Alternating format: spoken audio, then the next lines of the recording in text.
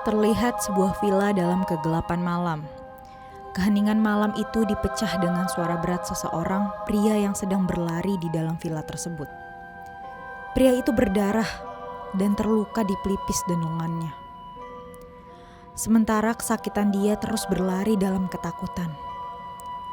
Ia berlari ke ruangan selanjutnya, tapi dikagetkan dengan sosok pria bertopeng yang memegang parang. Pria itu berteriak, ketakutan, sementara sosok bertopeng itu mendekatinya. Masuk ke dalam hutan, seorang pria tinggi besar menyeret seseorang di tangan kanannya. Di tangan kirinya, ia memegang kapak yang berlumuran darah.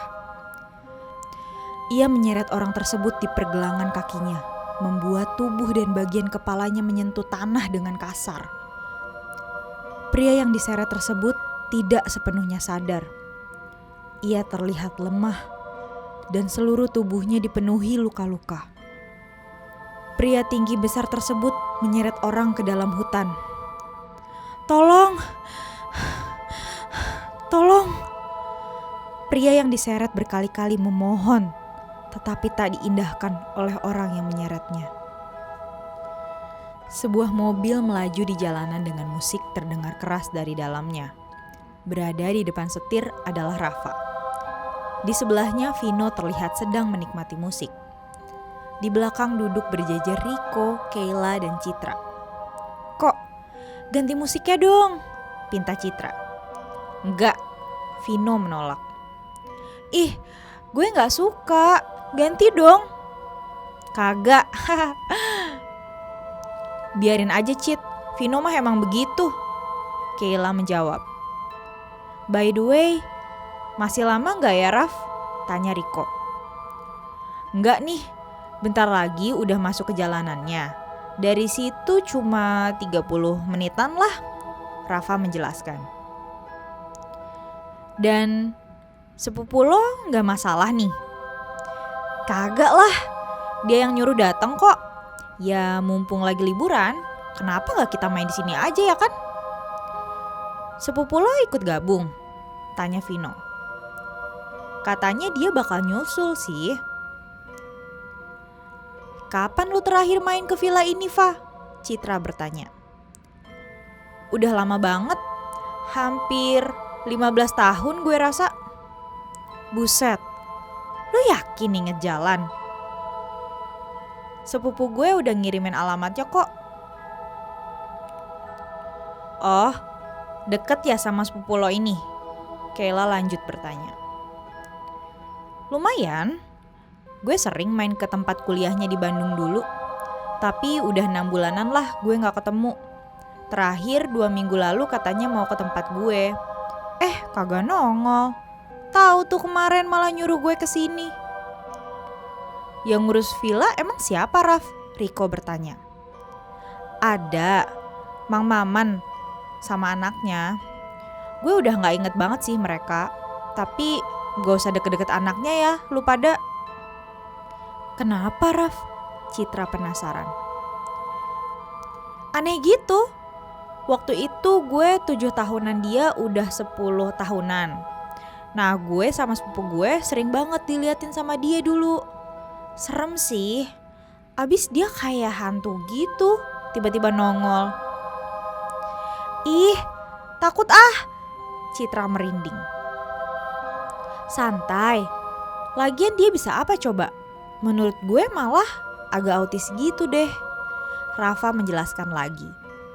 Pernyataannya ini membuat teman-temannya sedikit lega. Mobil mereka kini telah memasuki jalan yang lebih kecil dan sepi. Tidak lama kemudian, mobil sampai di depan sebuah villa.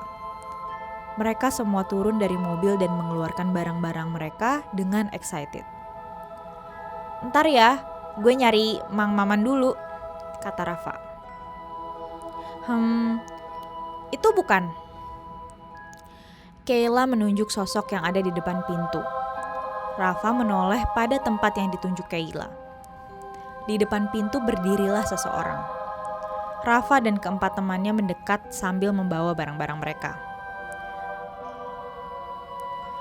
Mang, Saya nggak tahu, Raka udah bilang kalau saya bakal datang. Rafa mulai menjelaskan. Mas Raka udah bilang, Mas Mamang berkata dengan tenang. Oh, Rafa tampak serba salah. Hal ini terjadi tiap dia berurusan dengan Mang Maman. Saya ada di belakang kalau Mas butuh apa-apa. Oke, Mang. Mang Maman kemudian pergi meninggalkan mereka. Serem amat sih, cetus Vino. Tunggu ampe lo lihat anaknya. Mereka tinggal di rumah samping villa lo itu. Iya. Udah yuk, masuk ke dalam. Ajak Keila dan menoleh pada pacara Riko. Namun perhatian Riko tengah teralih pada hutan yang berada di dekat villa. Kok? Riko? Babe? Kenapa? Tanya Keila. Riko yang memandangi hutan dari tadi berpaling pada Keila. Enggak apa-apa. Yuk. Mereka semua masuk ke dalam villa. Tanpa mereka sadari, ada seseorang di balik rimbun hutan sedang memperhatikan semua gerak-gerik mereka. Malam akhirnya tiba. Mereka berlima duduk di ruang tamu dan terdengar musik sangat keras menghiasi ruangan. Di meja tersedia beberapa makanan ringan dan minuman keras. Fa, sepupu lo Raka itu kapan datangnya? Citra bertanya. Gak tahu nih, dari tadi pesan gue gak di-read, di jalan kali. Dia bawa teman-temannya gak? Asik kali kalau ada cewek-cewek. Vino cengengesan yang disambut sorakan dari teman-temannya. Dasar lu, Citra manyun. Gue ngantuk. Cit, tidur yuk, ajak Keila. Ih, apa-apaan sih? Kok udah tidur? Protes Vino. Biarin, gue capek. Cit, ayo, ajak Keila lagi. Iya bawel. Citra akhirnya bangkit. Kok, kamu jangan banyak minum ya. Jangan ikut-ikutan Vino tuh, kata Keila. Emang gue kenapa? Vino tidak terima. Pokoknya cowok gue jangan lo suruh nakal ya. Awas lo. Keila lalu menarik Citra dan keduanya masuk ke dalam kamar. Waktu terus berlalu. Ketika pemuda tersebut tampak menikmati waktu mereka dan bercanda sambil sesekali minum minuman keras, tetapi Vino lah yang paling banyak minum malam itu.